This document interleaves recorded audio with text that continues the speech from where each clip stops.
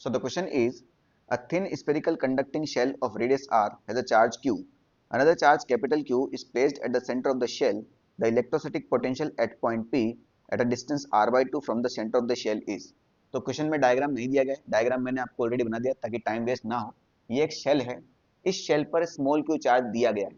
तो शेल मतलब क्या होता है? खोखला, यानी इसके अंदर कुछ भी नहीं है।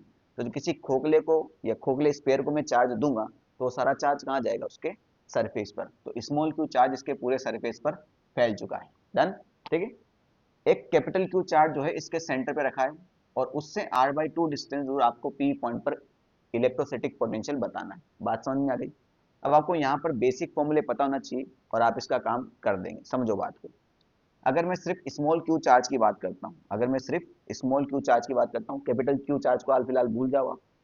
तो स्मॉल क्यू चार्ज की बात करूं तो स्मॉल क्यू चार्ज की जैसे ये जो स्पेयर के अंदर जितना भी पॉइंट है, स्पेयर के अंदर कोई सा भी पॉइंट ले लो, ये शेल है, इस पर क्यू चार्ज है स्मॉल, इस शेल के अंदर कोई सा भी पॉइंट ले लो आप, ओरिजिन ले लो, ओरिजिन से r बाई 2 डिस्टेंस ले लो, यहाँ ले लो, कहीं भी ले लो, और इवन सरफेस पर भी ले लो, है ना, इवन सरफेस पर भी ले लो।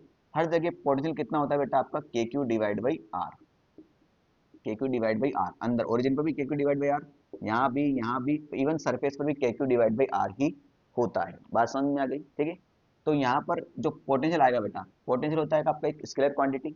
तो ये जो पी पॉइंट पर पोटेंशियल आएगा वो चार्ज क्यू की वजह से भी आएगा और चार्ज कैपिटल क्यू की वजह से भी आएगा। तो क्यू की वजह से तो कितना हो गया चार्ज बेटा आपका? पोटेंशियल कितना होगा? K Q divide by capital R. बस यही बात बच्चे यहाँ पर मिसकंसेप्ट कर देते हैं और कैपिटल क्यू की वजह से भी के क्यू डिवाइड बाई आर ही लगा देते हैं। वो सोचते हैं कि भैया इक्विपोटेंशियल सरफेस है तो इसकी वजह से भी के क्यू डिवाइड बाई आर ही आएगा। नहीं भाई, अब कैपिटल क्यू को भूल जाओ आप। पहले जब हमने स्मॉल क्यू की बात की तो हम कैपिटल क्यू भूल गए, अब हम कैपिटल क्यू की बात कर रहे हैं तो स्मॉल क्यू भूल जाओ आप। तो कैपिटल क्यू के नजरिए से अगर मैं देखूं तो कैपिटल क्यू से अगर आर डिस्टेंस दूर किसी पॉइंट पी पर मुझे पोटेंशियल निकालना है तो वो कितना होगा? K Q divide by small R, ना कि कैपिटल आर। बात समझ में आएगी? इस चार्ज के लिए ये इक्विपोटेंशियल सरफेस की तरह बिहेव नहीं करेगा। बात समझ में आ गई? तो कैपिटल क्यू की जैसे कितना होगा potential? K Q divide by small R, और स्मॉल आर कितना है यहाँ? R divide by 2। तो आर डिवाइड बाई 2 का 2 ऊपर चला जाएगा, कोई डाउट नहीं इसमें।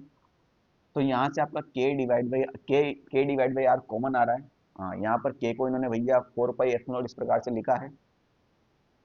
तो यहाँ से हम q divide by 4 pi epsilon not r plus 2 q divide by 4 pi epsilon not r ये लिखेंगे। बात समझ में आ गई?